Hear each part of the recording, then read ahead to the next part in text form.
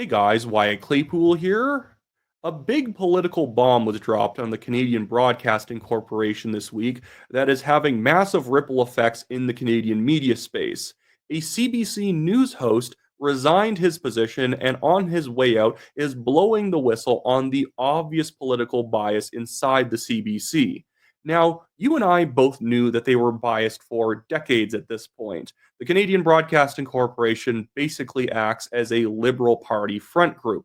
But there are a lot of Canadians out there who still think the CBC and other mainstream sources like CTV News and Global, well, they're neutral because they generally try and tell both sides of the story.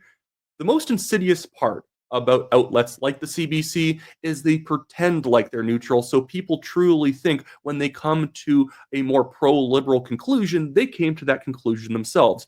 When in fact, there's a very clear breadcrumb trail being laid out by the CBC to try and push more people to agreeing with the Liberal Party line. Yes, they will cite both the conservative side and the liberal side of a story, but you'll notice that whenever they cover the conservative side, they bring in experts to say, "Well, I'm not sure if that's entirely true," or they cover it with a little more skepticism.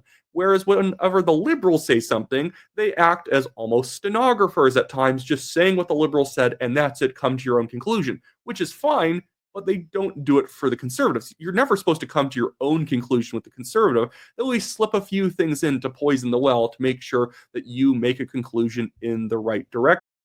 But on the show today, I want to read you the letter to Travis Dhanraj's colleagues on his way out of the CBC because I think this is going to facilitate or necessitate a lot of investigations in the House of Commons into the way the CBC has been using the more than $1 billion taxpayer dollars it gets every year to basically propagandize in favor of the Liberals. But before I get into it, I just want to remind you, hey, if you like the show, make sure to leave a like. Subscribe to the channel if you are not yet a subscriber. We are trying to get, as I always say, to 100,000 subscribers by mid-December of this year, or I owe all my friends dinner.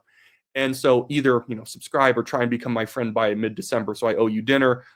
Figure out whatever strategy you want on that one. And then also leave a comment on what you think about the story. Again, we always knew the CBC was biased, but I think it's good that normal people who don't follow politics as much as we do get to actually have someone from the CBC who was there for over a decade saying that, yes, this goes on. This is not right-wing spin. So Travis Dhanraj, I think I said his name wrong the first time, but Travis Dhanraj dropped this letter on his way out of the CBC. And I just want to read it for you guys today, and I'll break it down a little bit as we go. It says, "Dear CBC leadership, this is an involuntary resignation. I am stepping down not by choice, but because the Canadian Broadcasting Corporation has made it impossible for me to continue my work with integrity. After years of service, most recently as the host of Canada Tonight with Travis Dhanraj, I have been systematically sidelined, retaliated against, and denied the editorial access and institutional support necessary to fulfill my public service role. When I joined CBC, I did so with a clear understanding of its mandate and a belief in its importance to Canadian democracy. I was told I would be a, quote, bold voice in journalism, unquote. I took that role seriously. I worked to elevate underrepresented stories, expand political balance, and uphold the journalistic values Canadians expect from their public broadcaster. But what happened behind the scenes at CBC too often contradicts what's shown to the public. Performative diversity, tokenism, a system designed to elevate certain voices and diminish others. I was repeatedly denied access to key newsmakers. Internal booking and editorial protocols were weaponized to create a structural barrier for some while empowering others, particularly a small circle of senior Ottawa-based journalists. When I questioned these imbalances, I was met with silence, resistance, eventually retaliation. I was fighting for balance and access and accused of being on a crusade. Now, I want to stop this right here because I think that this is a very key point of his letter. He's probably going to come out in the future and give more details, probably appear on podcasts and give his story in sort of that nitty-gritty detail I want to see. But the opening line here is very key. I was repeatedly denied access to key newsmakers. So people who were considered newsworthy individuals to talk about, he was not allowed to book them on the show. Now, these aren't people being asked if they want to come on the show, and Travis is saying, oh, or the CBC is saying no, or this is Travis, or it's not him reaching out to these individuals and them saying no. He's reaching out. They probably want to come on the show, and the CBC steps in and says, you're not allowed to platform that person. But then others are able to get exactly who they want whenever they want. And those are the Ottawa journalists from the CBC, those who are presumably most politically connected to the current government and the Liberal Party itself. Now, let's keep reading on. Hopefully, you guys don't find this boring with me reading an article, but I think it is newsworthy. He put out this letter effectively to be read so that people understand what's going on. But as Travis goes on, he says, my show, which I was initially told was a strategic priority, was rebranded. My name removed, my access curtailed, my medical leave was whispered about in the newsroom. I was presented with an NDA tied to an investigation about a tweet about the CBC president, Catherine Tate. It was designed not to protect privacy, but to sign away my voice. When I refused, I was further marginalized. So they're basically trying to like screw him over, remove his name from his own show, do all these other things to humiliate him. And because he was calling out probably Catherine Tate for the massive amounts of misspending in the CBC, they immediately start bullying him and trying to get him to sign NDAs. But now to go on, he then says, these were not isolated actions. They were part of a pattern that sent a clear message: fall in line or be removed. I stayed as long as I could, but CBC leadership left me with no reasonable path forward. This has taken a real toll on my health, my career, and my trust in an institution I once believed I could help reform from within. But the greater harm is to the public, a broadcaster that no longer lives up to its mandate, a culture that resists accountability, and a system that punishes those who dare to challenge it. It is why the CBC is losing trust with Canadians and its audience. My departure is not the end of the story. There is more to come, and it will be shared when the time is right. You have taken away my job, but you cannot, and I will not silence my voice. Great. I hope that he ends up continuing to speak out on this, and he has, with his lawyer actually issuing a statement that confirmed a lot of crazy stuff that went on behind the scenes. I want to show you this headline from the National Post here. Just bring it up on screen. Sorry, I have to stop sharing the last one. And oh, by the way, I should tell you guys this while I'm bringing this up on screen. I'm actually bringing in a whiteboard for when I do polling videos, so I can actually write stuff down and show you guys different ideas I have. So look forward to that. But we have this from the National Post. Travis Dhanraj's lawyer, Catherine Marshall, said Monday that the CBC didn't want him booking, quote, conservative voices, unquote, on his show. So yes, this is not conjecture.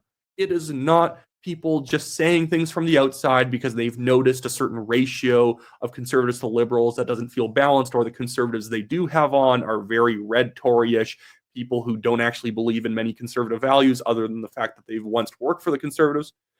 That's basically like Andrew Coyne. It's like Fred Delory types, people who are there as tokens, who are not really the best representation of what a conservative believes, but that is the fake balance that you get on things like, I think it's CBC Power Play, or is it, I think it's Power in Politics, that David Cochran guy hosts.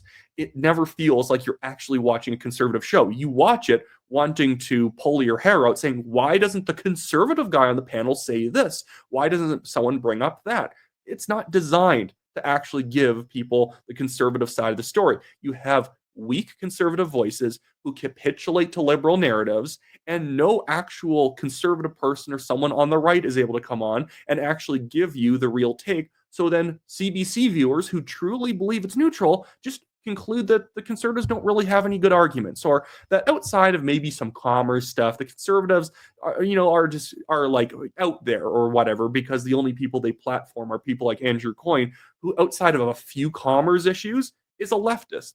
He is just a full-on leftist on social issues, who the thing he does the most is condemn other conservatives for saying conservative things, because he's not conservative.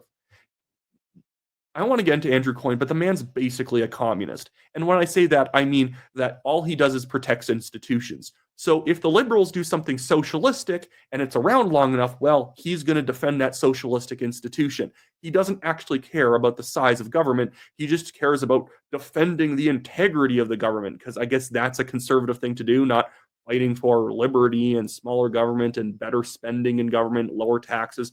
That's all passe to him these days, apparently. But now I want to move on to another story that I think highlights just how bad the bias is right now in the media. This is a story that CTV News is reporting, and I think you guys all know what this is really about right immediately. CTV News, they punish people for nothing. Family of Canadian woman detained by ICE pleads for help to bring her home. And I sit here wondering, and ICE has not been able to put anything out yet because they don't just dump people's personal information just because something because of newsworthy. What do you think she did to get arrested by ICE? Now, I know there's been dozens of people each month or so who are Canadian who've been arrested by ICE, but so far to this point, to the present point, there's only been like a couple people released because it was a mistaken identity or something like that, and they were released as soon as possible. What do you think these people are being arrested for? Just being Canadian? Trump's trying to crack down on those dirty Canadians? There are millions of Canadians who travel to the United States every year. If the US wanted to just start mass locking up Canadians to try and like club Canada into doing I don't know what, it wouldn't be that hard for them to arrest hundreds. The fact that they've arrested 55, that's the story, that they've arrested 55 Canadians since like, I don't know, the end of June or something like that. Who cares? I don't care. I think it was in June and July so far. It's been like 55 Canadians arrested. That's nothing.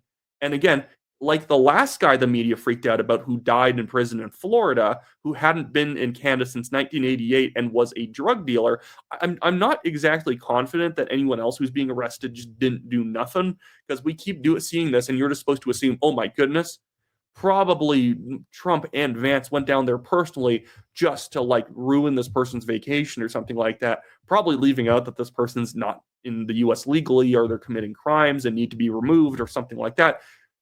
Canada, for some reason, Canada, we're just a country where we think the enforcement of law is fascism, which is why we now have 17,500 criminals in Canada, people who had criminal records that Canada was aware about, but over the last 10 years, they have let them immigrate into Canada.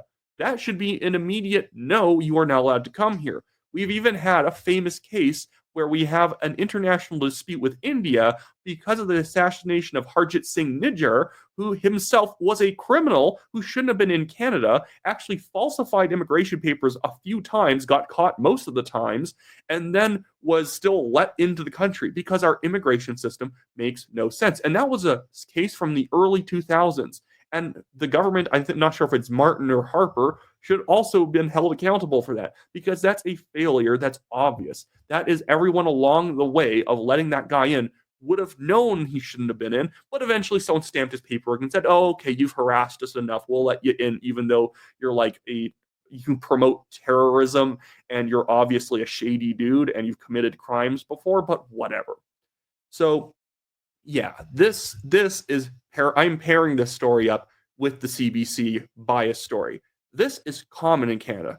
Anti-Americanism, anti-conservative type messaging, always reporting on every whisper of a scandal inside the Conservative Party, which is fine to report on, but they don't do it for the left. There's never is anyone covering the fact that there is an actual full-on anti-Semitic communist running in the NDP leadership, Yves Engels?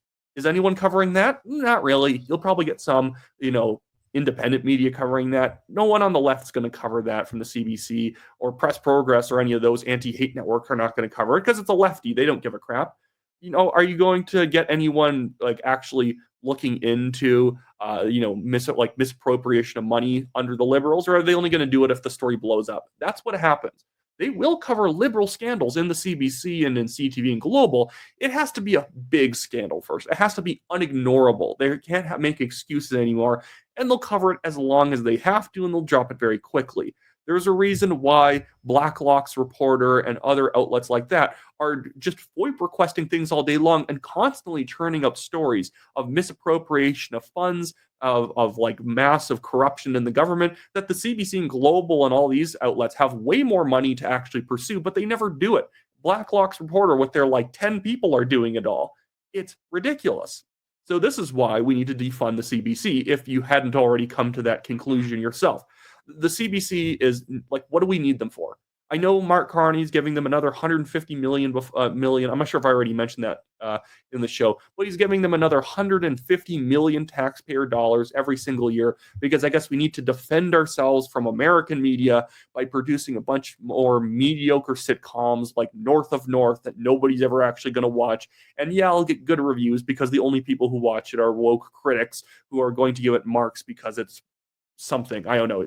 Indigenous people are in it. That means it's good. I'm going to eventually do an entire review of that terrible show. It's technically also a Netflix show, but it's like the CBC and the Aboriginal People's Television Network and Netflix doing it. I've watched 3 episodes of that show, North of North, which is like, it's like Parks and Recreation plus Corner Gas taking place in Nunavut. And it's horrible. It's not funny. I'm not going into the show trying to hate it. If it was good, I would be like, wow, the CBC actually has a good show, and it's actually telling about how much people don't trust the CBC that they didn't even check it out. The show, it's on Netflix. You can go watch it if you want. The show is bad. The show, I'm gonna again do a whole review on it, but the characters are hateful. You can tell if someone's a villain or a hero based on their race. Legitimately, here's something about North of North. If they want to denote a character is dumb or bad or a bad person, not up to the moral high level of wokeness, they're given a heavier accent. Isn't that a little bit racist that you give someone like? And there's nothing wrong with an accent. It's just a regional accent. People talk a certain way in like isolated villages in Nunavut, just the way people talk a certain way in Scotland. But if somebody's supposed to be the dumber character, they have an accent. Isn't that a little bit flippin' racist? Isn't it? They gave the Christian lady on the show, the Christian indigenous character, the really heavy accent because she's supposed to be the dumb one. That's how bad North of North is. Who made this crap? The whole show.